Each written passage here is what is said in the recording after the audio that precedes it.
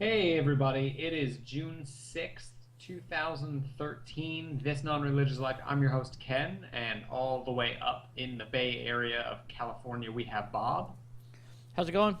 and Jason. Hello. I And like your poster, by the way. what's that? I Oh, like thank you. Thank you. This is my dining room, by the way, Awesome. which is it we were talking about it when Rochelle and I picked it out about the scene in the Texas Chainsaw Massacre where they're in the dining room and the old man has the hammer. Is that where he's got that girl's head over a bucket and he's like hitting her in the head with the? That's so creepy. That's awesome. Such a That good is movie. that is like one of the scenes in that movie that like really sticks with me as far as like being. Ugh. Yeah, no. It's definitely it's a good one, and we actually picked to hang it in the dining room, almost solely on that reason. Really sets the ambiance for dinner parties, doesn't it? It does, it does, it does. I mean, it really our dining room, kitchen, living room is kind of one big area with a hallway that leads off of it, but it gives it a nice ambiance in this section right here. With good old Leatherface hanging over your head. All right, good, nice. So what's this? 4 weeks in a row now? I know. Now it's a streak. It's a streak. I'm it's nude. officially a streak. Once you hit 4, that's we're doing good. We're doing good. So we have a bunch of stuff this week to talk about, and I really want to talk about things that just make you they make you really do a double take when you hear that someone said something like this. And it's definitely a recurring theme: people misspeaking or just saying ridiculously outlandish things without really thinking. That brain-mouth filter seems to not exist, and they don't think of the repercussions of when they say something just absolutely awful. And there are a bunch of things to talk about. I have 4 up right now, and I don't know if we'll make it through all of them. There is no shortage of foot in mouth instances going around. Seriously, and especially when it involves the, hyper religious, like just open mouth, insert foot. Like they should just say, hey, you know what, everyone? I just want to say, no one should listen to anything I have to say with any seriousness ever again. It would save them a lot of time. It really would. I think the logical place to start is in what used to be the home state to all 3 of us, Virginia. Boo. Oh. The lieutenant governor candidate, Yeah, it says he's a candidate. So what's the guy's name? Is E.W. Jackson. right, and the article lists him as the lieutenant governor candidate. So he's not actually elected now, but he's running, right? He's running, yeah. He's running with the GOP candidate for governor. So it's sort of like a governor, lieutenant governor, sort of like president, vice president, sort of running thing. Because if the governor leaves, the lieutenant governor takes over the state. Right. I'm from a state originally that does that a lot. Massachusetts is notorious for having a governor leave and go do some ridiculously easy job like be the ambassador to England or the ambassador to Canada, and then have the lieutenant governor take over. Ambassador to Canada. Eats. I shit you not. It's not a real One of our past governors became mid-term ambassador to Canada. So this guy has, by himself, no shortage of foot in mouth incidents in his past. He is no stranger to saying shit that is just off the wall crazy. Like, he's certifiable. And I mean, he's a conservative pastor. So again, that hyper religious element comes back in, but he has compared Planned Parenthood to the Ku Klux Klan. He has outwardly called gay rights, quote unquote, icky. At least he's being honest on that one. Yeah, sure. And he has. At least I give him a point for honesty there. Yeah, no. I mean, yeah. At least he's open about what he thinks. He's also said that President Barack Obama has a Muslim perspective, whatever that means. Yeah, what does that mean? It's kind of like 3D, but No. Right. He has a 3D Muslim perspective. But the thing that he's saying now is that doing yoga No, that's not him. leave you. What's that? Oh yeah, it is. All right, yeah. It is, He's it the is. yoga guy. Yeah, doing yoga might leave you vulnerable to satanic possession. Well, but you know what? That is nothing new. Back during the Satanic Panic, they were saying that. Bob Larson and Tipper Gore and all those were saying the same thing about yoga, and the yoga, like the. Sure. Yeah. No, and I mean those people were.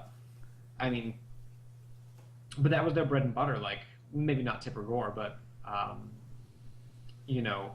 all the sort of Satanic Panic rock stars, as it would be. Although I don't know if you should call them rock stars. Rock music was bad. Satanic possession, yeah. But I mean that was their bread and butter. Yeah. If there was no satanic possession, they had nothing. Like, stock and trade. But I remember. I mean, it's not like it's a new concept for people to say. I just think it's funny that of all it's that old saying of how everything happens in circles, and we're at that second coming of the crazy when it comes to what's related to the devil and this religious uprising. Because the same things that people were saying now, the same thing they were saying when I was a kid, when I couldn't wear black or couldn't wear Iron Maiden shirts or whatever. It's the same stuff coming up. I mean, they've always said that yoga, any alternative medicine, any like I guess Asian type philosophy's always been the product of the devil.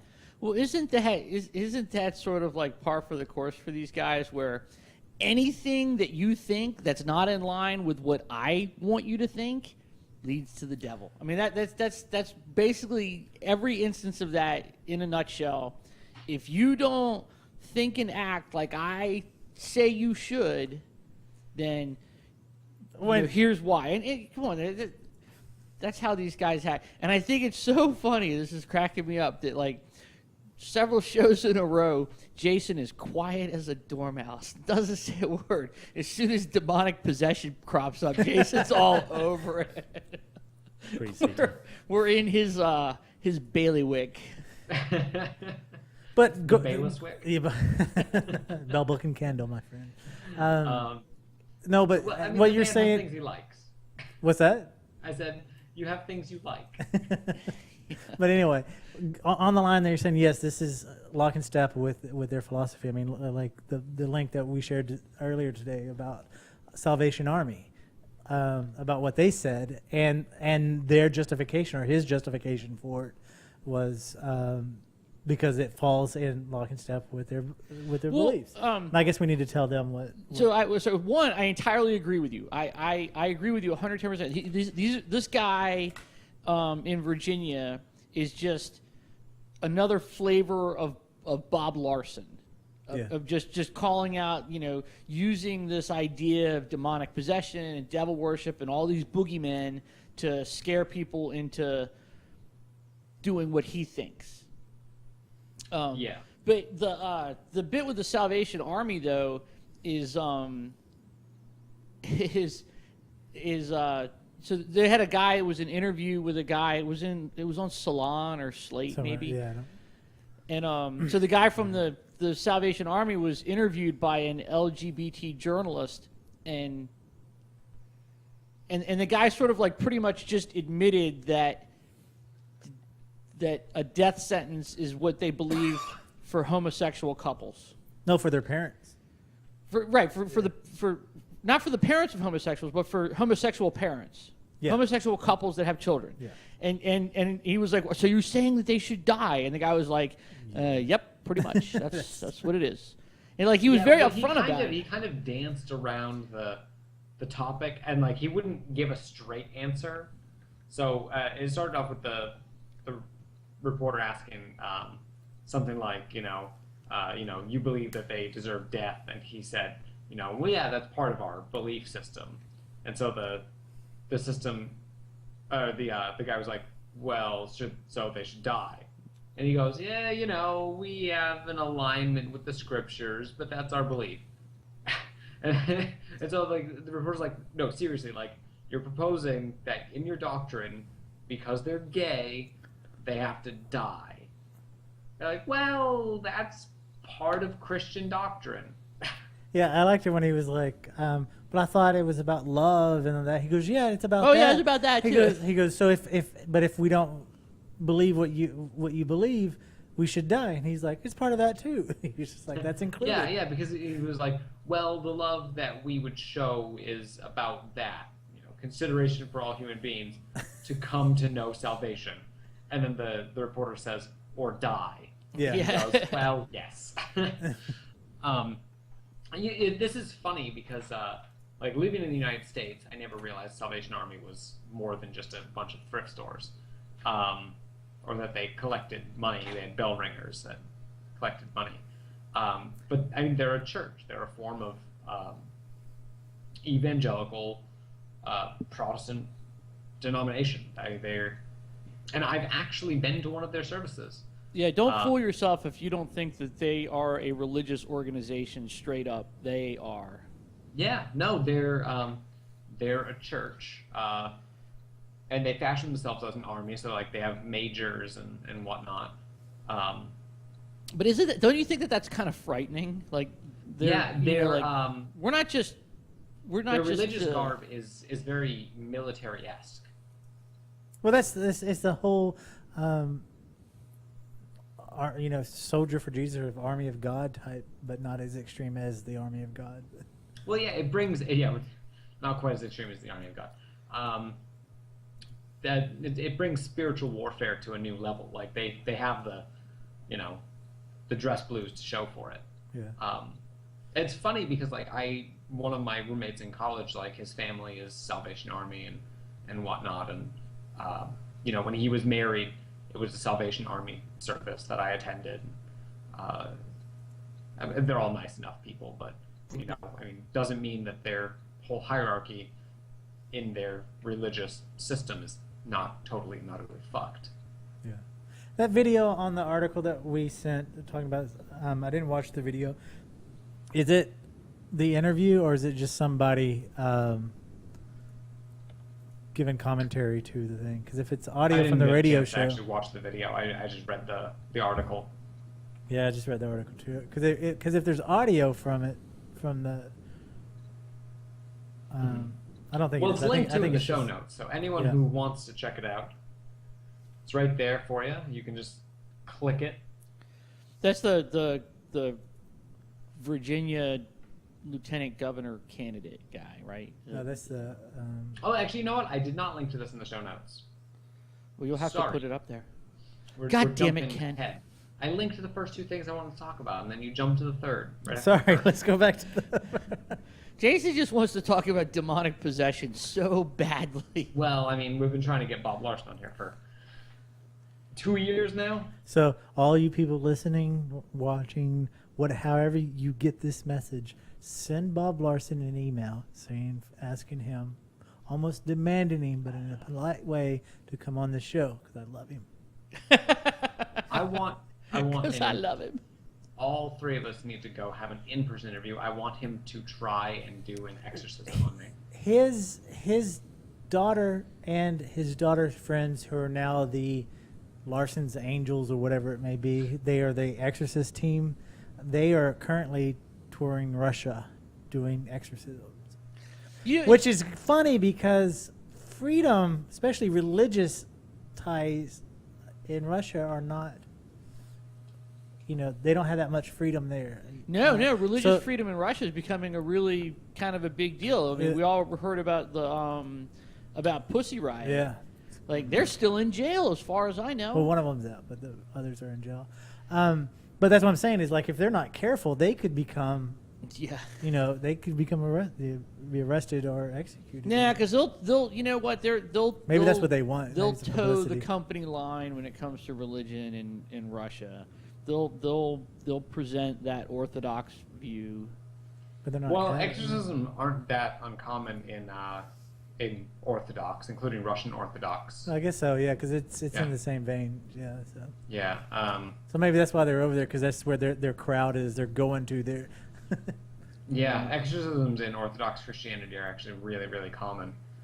More common than they are in like Catholic culture, which is where you think you would find most of the exorcism stuff. You know, I like mean, those that's where kind it's of in the like movies. archaic, ritualistic, um, heavy on tradition and Behind closed doors with young posturing. children. But I mean, the Protestants want in on it. They want to fight some demons too. You know, I want to fight demons. it sounds so much cooler. I than fight it demons actually every is. day, but they're inner demons. Heroin doesn't count. No, yeah.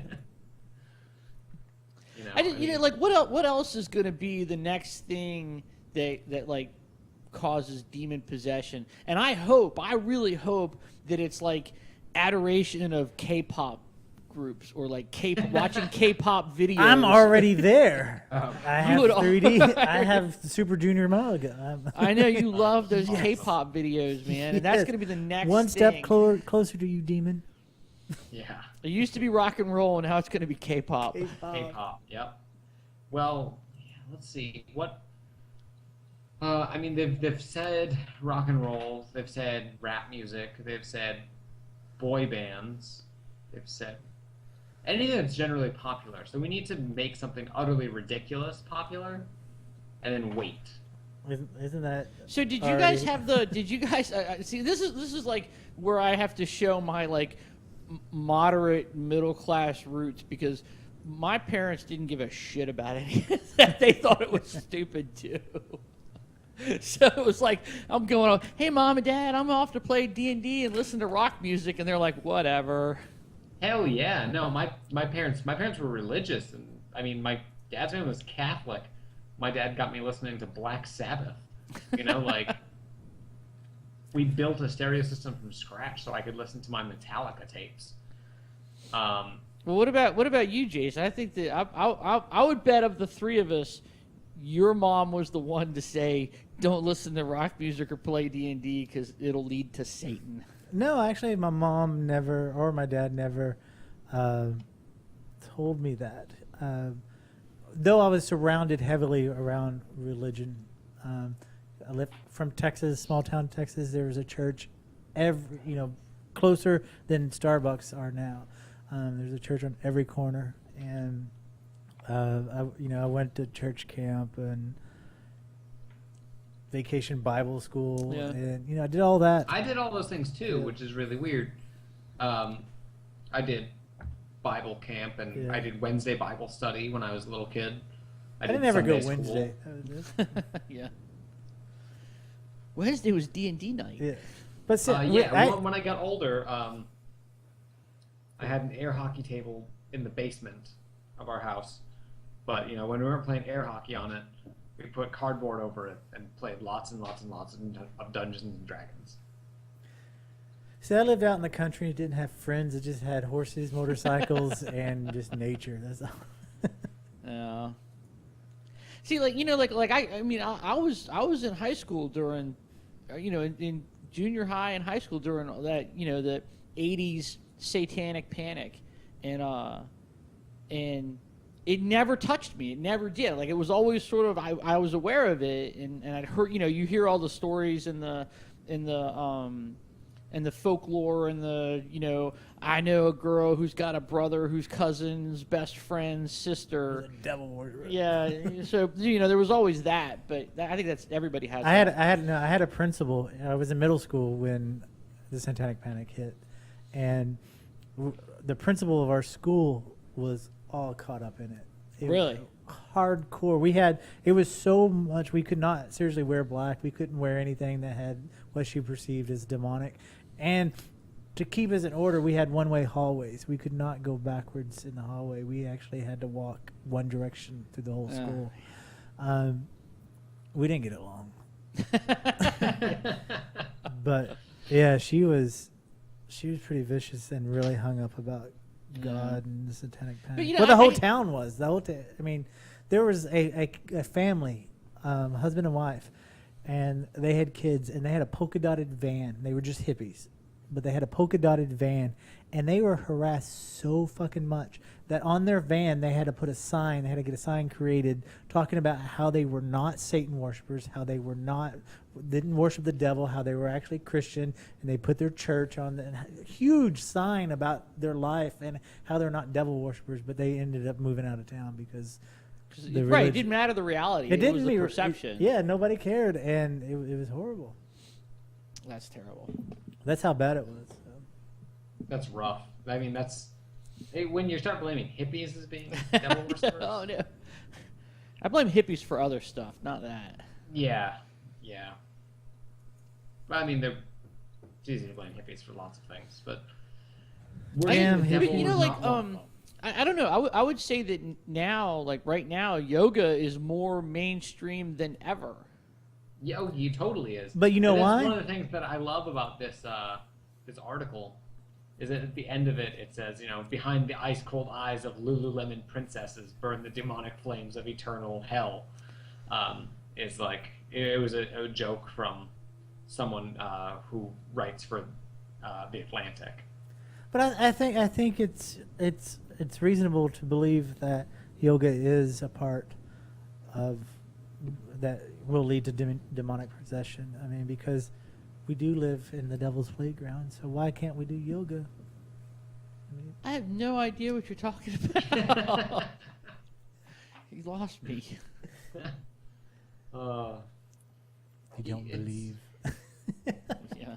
I don't know what I mean. Like, if I was going to pick something that would say, like this leads to devil worship, like, why doesn't he just say, like, liberalism and democracy leads to devil worship? Join the GOP. Like, just go right out. Like, go for the big one. Yeah, just come out and Liberal thought leads to demonic possession. What? No, I can probably pull up 100 sites that talk about that. yeah, I mean. Well, there right, are, but this right? guy's a Oh, you're saying because of the legislative political candidate, or yeah. he's a political figure. Yeah. If you're gonna make that statement, like, so seriously, if you're gonna talk about, But they already say that. if you're gonna talk about fringe culture being, susceptible to demonic possession, why don't you just really like take a big bite of that apple? Like, why don't you just say like free thinking leads to demonic possession? or if he jumped on the bandwagon that Obama is the Antichrist. See, that would... Right. Yeah, why doesn't he do that? I don't know. So is he both a Muslim and the Antichrist? Right. Wouldn't the Antichrist be a Muslim? That just seems to make sense. You're spreading rumors now. You're starting to start right Well, now. I don't know. I mean, Well, according would the Antichrist really be from a religion that quotes Jesus almost as much as their central prophet? Probably. Like, well, yeah, because you would want him to talk about you. Yeah, don't bog this down with facts, man. yeah. You just pick the Don't the obscure most my unpopular vision of what I minority, think and that's where facts. the Antichrist comes from. I mean, it's true. I mean, we've talked about this on the show before. It's like the racist culture within Christianity of where black people and white people come from. We talked about that. It's like black people and white Christianity is taught that black people come from sin, and vice versa. I mean, yeah. I mean, well, most religions are inherently sort of ethnocentric towards their main constituents. In Islam, you're only supposed to pray in Arabic, even for cultures that don't traditionally speak Arabic, like in Turkey or Iran, where they speak other languages. You're only really supposed to pray in Arabic. Well, didn't Catholicism do that? Weren't you supposed to pray in Latin? Yeah, for the longest time, Didn't centuries. Brother Mike talk about that, or not Brother Mike? Brother Ali talk about it, so that how Yes. he would have to pray in a different language, which you can listen to on this Non-Religious Life episode, whatever. You can go back and listen to that. That was a long time ago. Yeah, it was. Hot hell, man. Jesus. Yeah, that was like 70 episodes ago. It was almost like 70 episodes ago. Yeah, that was a very long time ago. That was when we were filming. God, where were we filming? We were upstairs in In that little dollhouse. Yeah. an old dollhouse. tiny little place. God, that was a long time ago. But anyway, yeah, that's, I don't know, man. Like, you could kind of go that way with anything. You know, all these religions are inherently kind of cloistered off, and outsiders are, you know, oh, don't be outsiders. It was a long time, you know, like, it carries over into mainstream society. Like, you look at all the backlash against the current president, and it's, you know, he's a secret Muslim who was born in Kenya, and he's a socialist. And it's like, why are they saying that? Well, I think that if you wanted to vilify someone in today's culture, you just call him a Muslim. Yeah. Which is what that guy did. They could make better cases to say that he was an atheist or an agnostic than a Muslim. His mother's agnostic and his father was an atheist. What? I don't care. So you mentioned how that religions were, you know, inherently sort of intolerant of outsider groups, other religions, other thoughts, other schools of thought. And I would also posit that religions tend to be, or the Abrahamic religions especially, tend to be inherently misogynistic, as evidenced by item number 2, your Israeli judge. Yeah, so item number 2, this is a judge in Israel who said that some girls just enjoy being raped. And thankfully he resigned because people were pissed. Wait, not thankfully, because he did not resign by choice. Well, no, but I mean, he stepped But down he's gone. amid the controversy. Yeah. You know? Because he was either going to string him up by his man goods. Right. Yeah. Well, his choice was either jump or be pushed. Yeah. But you know what kills me about that? Like when I read that article, and you said you did link to this one, right? He was an Israeli judge who's got like this Israeli name that I find difficult to pronounce, so I'm not even going to try. And but it sounded like they were in the midst of a trial, and like from reading the story, he just got tired of listening to this girl, and he was like, "Yeah, Steve, some girls like," and he just sort of said out of the side of his mouth to like somebody sitting next to him, he was like, "Yeah, so these girls, they like being raped," you know, and so like they heard him, and everybody, he said the whole courtroom stopped. I bet. Yeah, everything sort of stopped. And then he has the balls to say that his mark was misconstrued, you know? Right. Well, that's a common feedback for, you know, anytime somebody Well, does you something took me stupid. out of context. Yeah. What I meant You to say quoted is me that out of they context. enjoy Stop quoting me out of context. having sexual intercourse forced on them. What I meant to say, Usually not through just threat these of girls, but violence. Yeah, I mean, I don't know how in context you could put that and have it not sound like you're just a horrific, misogynistic asshole. That whole article, it read to me like a Saturday Night Live skit. done with Yeah, that. no. It seriously. really did, because then they said like when the lawyer told the woman who was the plaintiff in this court case that he had said this, it said like she fainted and fell out. Yeah. It was terrible, but yeah, it's just this guy, man. And I can just see, you know, like I can see him leaning over, like, yeah, Steve, some women, they just like to be raped. Am I right? Am I right? Huh? That's exactly what it is too. It's like, and I mean, you have this culture, you know, where I mean, if you go back into the Old Testament, you know, the Jewish scriptures, you know, there are punishments for if a woman were to be raped. You know, like if a woman is raped in the city, and no one, you know, no one comes to their rescue, you stone the rapist and the woman because apparently she didn't scream loud enough. She must have liked it and therefore was an adulteress. and it's The Old that Testament's sort of kind of thing. rapey. What's that? I said the Old Testament is kind of rapey. It's kind of rapey. It's kind of murdery. It's kind of genocide. It's kind of a lot. Genocide-y. Not enough demons. No, there are lots of You demons. never have enough demons. There are giants, for Christ's sake. Not demons. But like whether this guy was quoted out of context, I think that I'm one of those people, and I don't know if this is wrong. I haven't read any scientific studies about it. I could be utterly off base about this, but I think that sometimes when you catch people saying things that they don't mean to be heard, is when you find out what they really think. Mm-hmm. That's true. Mm-hmm. And that's what this guy really thought. Yeah. Ugh. It's gross. Things like that, man, when they come out, like in today's society, like I hear that someone said something like that, it blows my mind. And a judge of all people, man, like, ugh. Right, and a judge. Now, I'm not familiar with the Israeli court system, but I would assume like a judge there is kind of like a judge here. I don't know.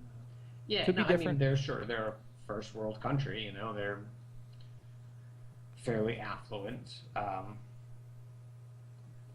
forward thinking in many respects, but Not that guy. God, just awful. And all right, so we have a little bit of time left. I want to touch on something else we saw, and it kind of ties into the other things we were saying. You know, things that come out of people's mouths, and you just, want to smash your face into your desk just because you don't want to live on this planet anymore. And it brings us to our good friend, Mr. Barton. Oh God. All right, can I give that segue I give it a 7 for effort. You give it a 7. I give it a 7 for effort. Mr. Barton says that Christians cannot drink Starbucks because the company supports gay marriage. He's just an idiot. Well, yeah, I mean, he says a lot of things that... How many times have we talked about this guy? Like, seriously, how many times? He's one of those guys, like, if he certainly will never let the facts get in the way of what he has to say. No. And if he's got a good story, there's no stopping that train. I just, yeah, this reminds me of, there's parallels of Chick-fil-A here. And it'd be interesting to see because, when the CEO of Chick-fil-A came out in opposition to gay marriage, I was like, well, fuck that guy. I'm not going to ever, never fucking ever go into a Chick-fil-A ever. Not that I would anyway, but even if I did, I wouldn't. And so, now it's sort of like the tables are turned, right? A prominent business comes out in support of gay marriage. And so, of course, they're going to speak against it. So don't go to Starbucks because they support gay marriage. I would bet you, I would almost be willing to say that the siren's call of Starbucks is stronger than any religious conviction. Well, I put on the table that these corporations are finally getting smart to social media. And they know what to do now to drum up this us and them to get support. Look at what JCPenney's with the Hitler teapot. Sold out within a day. Cheerios with the multi-racial commercial.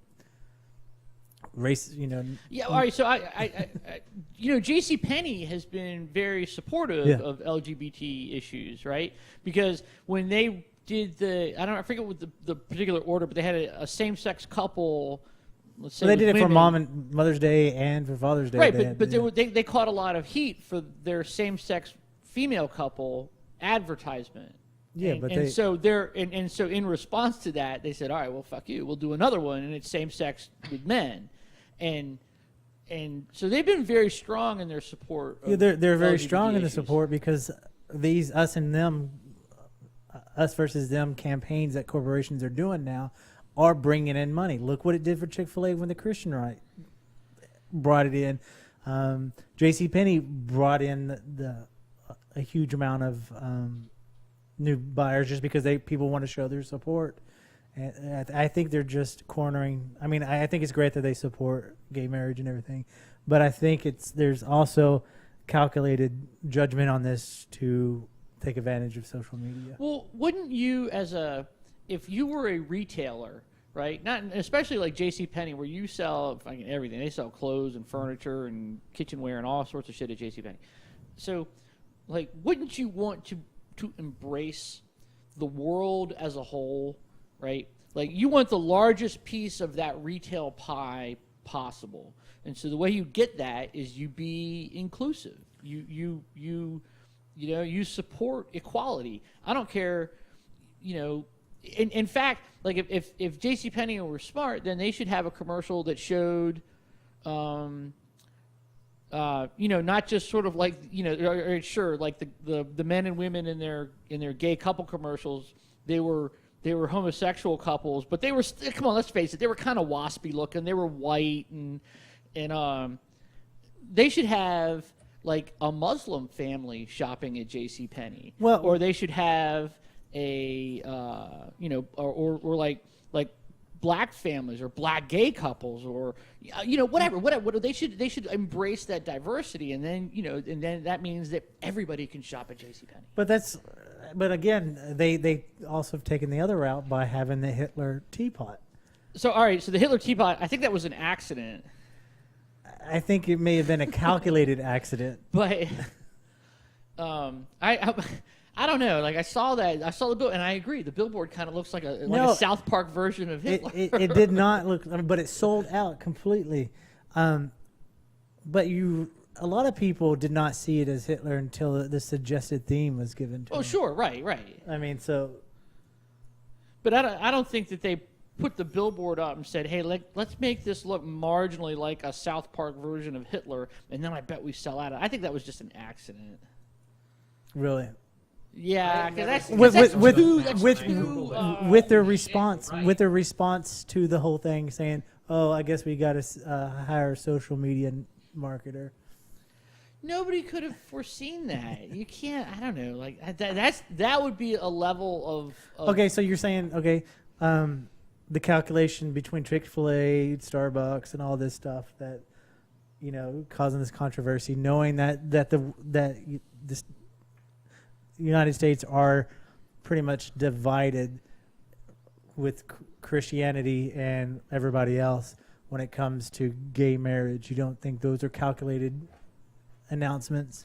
See, that's the thing. That I really don't think there's this divided America. There are factions and there is divisions, but I think that people like retailers like JCPenney and Starbucks realize that by embracing diversity, they get a bigger piece of the consumer pie. Nobody's saying that those white evangelical heterosexual Protestant Christians that is a very small but very vocal minority. And that's what I'm saying. Nobody's saying that they don't truly embrace it, but they see that if they can just poke a stick at them, that they'll go like a beehive, and the media blitzes will happen, the social media campaigns will happen, people will come out, and it will generate so much marketing and advertisement for this company that they don't even have to pay for. Well, and maybe so, and you're probably right, because maybe there might have been a guy at a meeting that when they were talking about like, hey, I really think our policy should be embrace diversity. One guy may have said like, yeah, this is what we'll do. We'll make a press release that says, we support gay marriage, and we'll watch the Christian right go fucking nuts, and it'll be all the free press we could ever want. Yeah, no, I mean, I don't doubt that something like that happens a lot of the time too. Everything a business does has to be a calculated decision. There's always cost-benefit analysis. Yeah. Always going on. Like no company is going to come out and say they openly support anything until they've done their market research. That said, I'm glad that companies are kind of throwing their weight behind things like this. But it's interesting that the far right comes out against using Starbucks or whatever, as they actively take to their computers, and leave messages on, websites. I mean, without Alan Turing, who was a homosexual, who was chemically castrated for being so, we wouldn't have computers today. I think it'd be like whatever town. Whoa! Back What's up, that? back What's up. So you're saying a guy who was chemically castrated created something that is the source of all of the world's porn?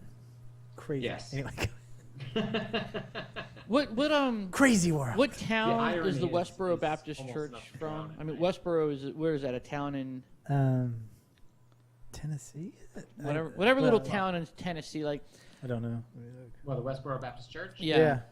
Kansas. Kansas. Kansas. That's Okay, so if you were in that little town in Kansas and you were, a shop owner, you owned a donut shop or a cafe or something, and you're like, hey man, you can't do this because if you do, then the Westboro Baptist Church won't come to your store. I'd be like, fuck Yeah, well, I'd be like, well, fuck those guys. I got everybody else. I don't need them.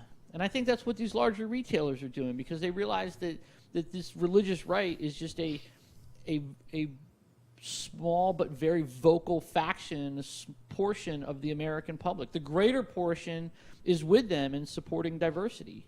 Yeah, But they I mean, go ahead. if you look at the statistics for like demography in the U.S., there is no such thing as a clear-cut majority anymore. There are only pluralities. Yeah. You have the largest of the small groups, and that's all there is anymore. I mean, sure, you can say 70% of the population's Christian, but what does that mean? That doesn't mean anything. 25% of them are Catholics, 10% of them are Baptists. And the whole spectrum just runs, but you have just these individual small pockets. So, I mean, business-wise, you have to try to appeal to the larger market. The Episcopal Church is huge, and they're very open to same-sex couples, as are, I believe, the Presbyterians are now. And then there are Unitarians. I mean, you start talking about more and more groups get into very liberal Catholics don't tend to care about it. Those Sunday Baptists don't give a shit. It's easier, and with younger people who are more savvy to social issues. Plus, you have the 16% of the country being nuns. So, I mean, it very quickly adds up to a very large segment of the population that cares about things like, gay rights and same-sex marriage. I just think companies have gotten to the point where they can know how to market things and stir up that interest. I mean, they see what Rick Perry can do. The American Family Association can do with, like, what was that event? I forget the fuck. They're not very good at branding because I don't ever remember anything they do. Yeah, but they have big rallies, and they just know rallies. that they just know anything that deals with this issue. I mean, they know what we say all the time is like the Christian right and the people who are against it are going to be kicking and kicking and screaming because the thing's going to change. But they also see the opportunity that hit that hornet's nest, and it's going to no, they definitely. I mean, they can stir the pot pretty well. Yeah, And which I'm sure there's, like I said. I'm all for them. Sure, I there's think definitely I think it's a marketer's dream. I think I think it's fun to watch. I think it's silly, and I don't have a problem with Starbucks coming out against whatever, because it's just fun to watch. Yeah, no, that's great. And I mean, sure, I think it's fantastic. A huge company like that throwing their weight behind a very important social issue. That's awesome. It's great. And all the better that it We need pissed more off some flamethrowers. ridiculous, uber right-wing, fascists. That's great. Well, it does strike. It does. I do see definite parallels here with what happened with Chick-fil-A, and I was really surprised at the response that Chick-fil-A got. Like, so many people were like so in support of Chick-fil-A. Yeah. which I was a little surprised at that. I thought that more people would be, sort of.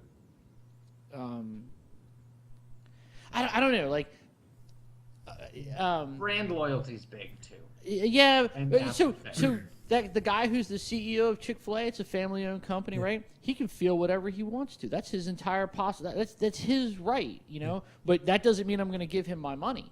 And but I remember there was like this. There seemed to be this group of people who weren't necessarily religious, but they were more in support of him having his opinion, not what his opinion was, but just that he had one. It didn't matter that they agreed or disagreed, which I think they probably had to agree.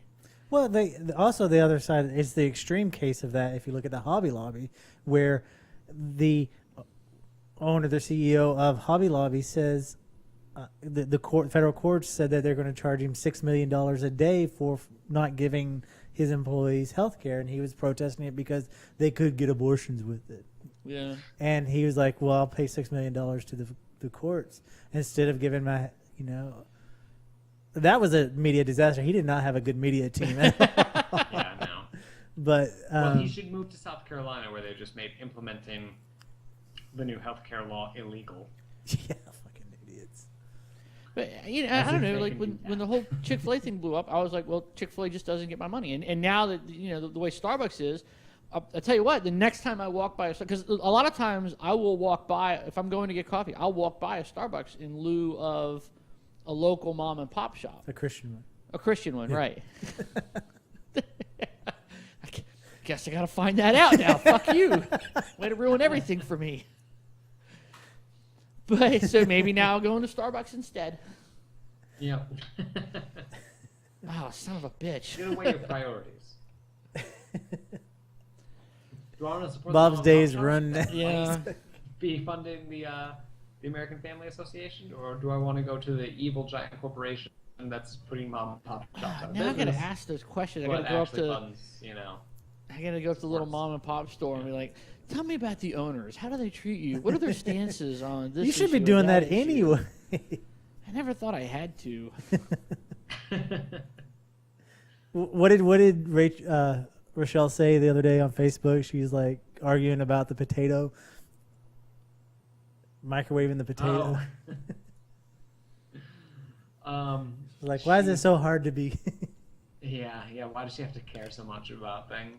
Yeah, that was a ridiculous thing, and I just kind of played devil's advocate because she wanted to cook the baked potato in aluminum foil. She was complaining that the microwave is unhealthy, which is not true. But I said the most unhealthy thing about the microwave is what most people make in it. Yeah. Like not the cake. microwave Hot itself. pockets. But Okay. exactly. Hot Microwavable dinners, like processed garbage. A nice small red potato wrapped in a wet paper towel, sliced down the middle of it. Not going to be unhealthy. Don't forget to poke the holes in it, because if you don't, Well, that's why you we slice turn it into almost a in half. cookie. Yeah. And you season it with a We're little gonna swap salt. recipes now. Cut it out, guys. But no, she wanted to cook it in aluminum foil. Hey, so how much time we got? Well, we're coming up on 10 minutes. 10 minutes or so. I wanted to pop out a viewer or No, keep it in. Don't pop out. comment that we've been getting. He's got a pop protector now. Yeah. There's a guy on the comments of the YouTube site, I Fix Computers, and He's been with us for a very long time. yeah, Thanks. he has, and, Thanks and, for and he's listening. been mentioning this.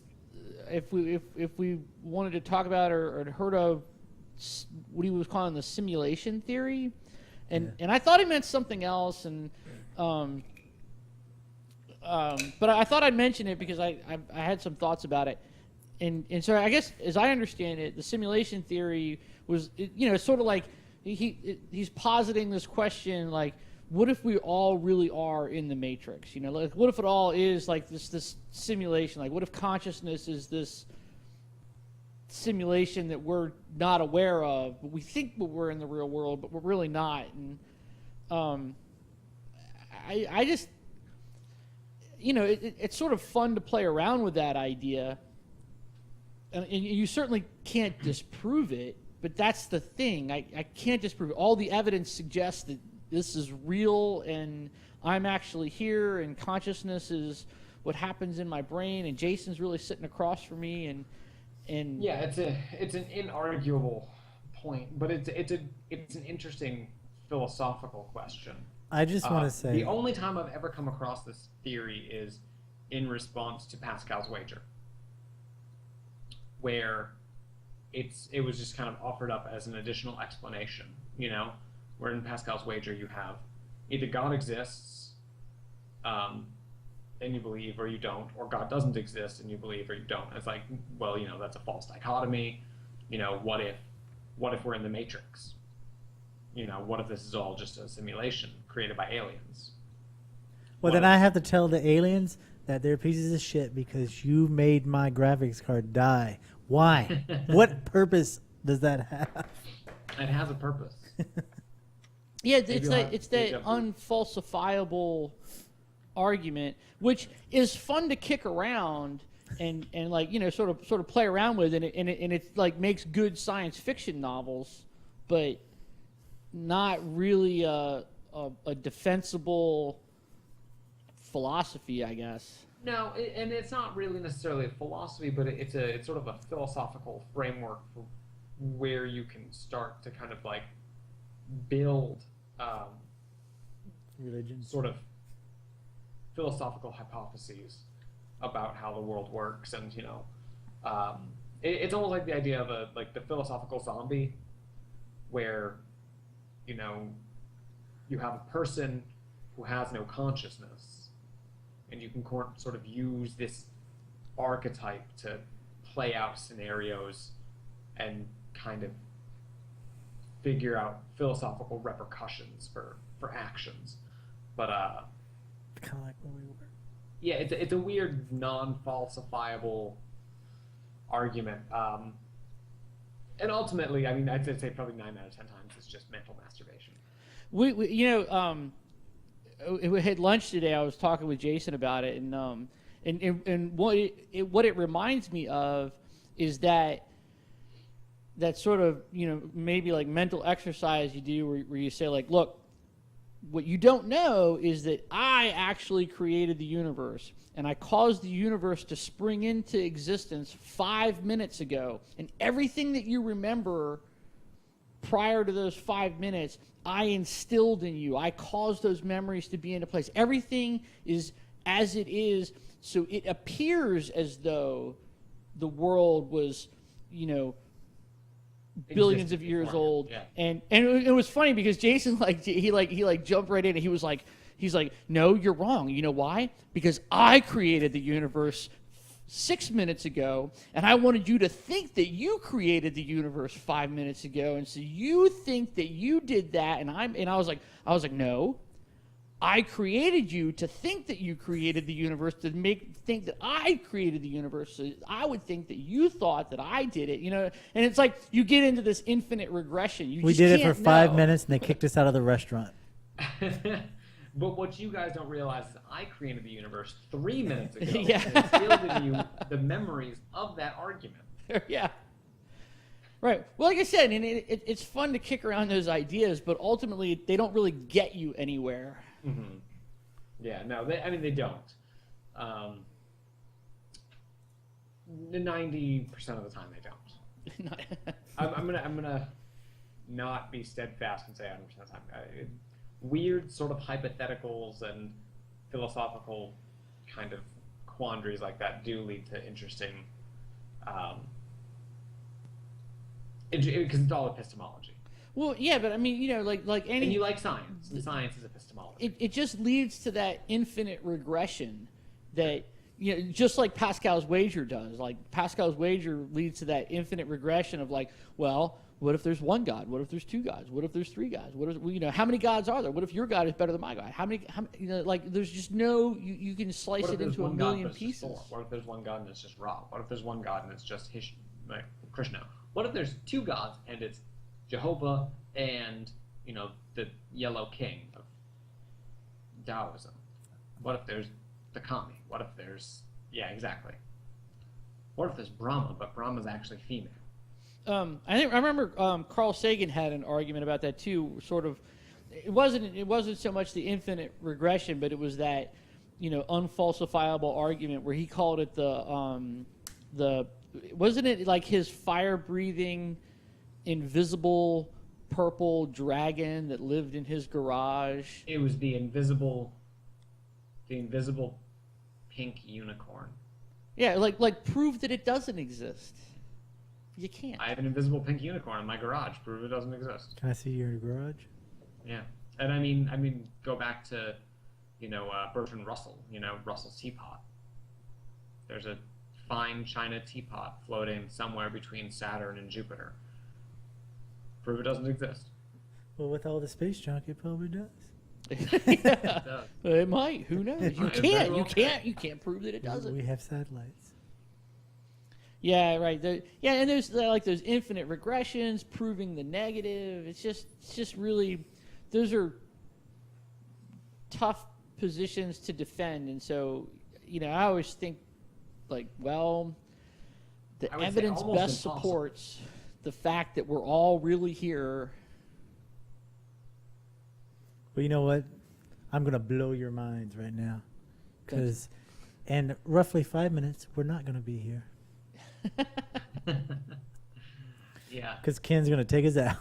Yes, exactly. Okay, so now Mind you blown. us rant Mind and blown. rave and talk about creating the universe, which I just created 3 minutes ago again, but just gave you the memories of me saying it previously. I heard somebody talk So about. if you created the universe, why are people saying this show sucks? Damn it. Yeah. Well, they have to be there to lend credibility to the fact that it was existing in time prior. Exactly. Exactly. I think it was the one of the skeptics guy people was rate. What's the girl? The skeptic. What's her name? Rachel, right? No. Damn, I can't even remember. Anyway. It's whatever the skeptic on Skeptics Guide. They were talking about that idea of like all the fossil record was put there to make it appear as though the Earth was much older than it really was. It's a test from the devil. Right, and a test for the devil. She called that the Satan is a dick theory. I mean, that's fair. You guys watch Arrested Development, right? No. Yes. One of the last episodes of the third season, where George Michael goes over to Anne's house, and her crazy uncle tries to tell him that the fossils are something that the Jews buried in 1928 or something like that. Prove to me that I'm wrong. Prove to me that I'm wrong.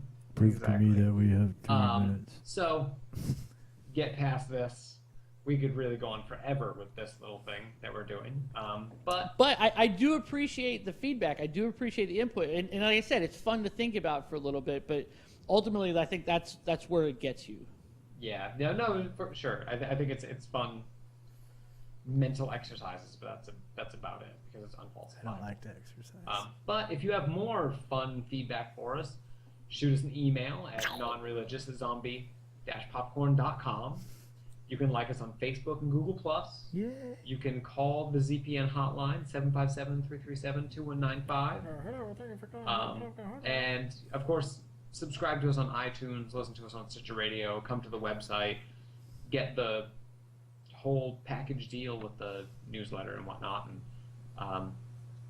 it's fun stuff. So Good times. Good times. And we will see you again next week. Thursday, June 12? 13th. 13. Thursday the 13th. Dun, dun, dun. Dun, dun, dun. Have a good night. Later. Later, everybody.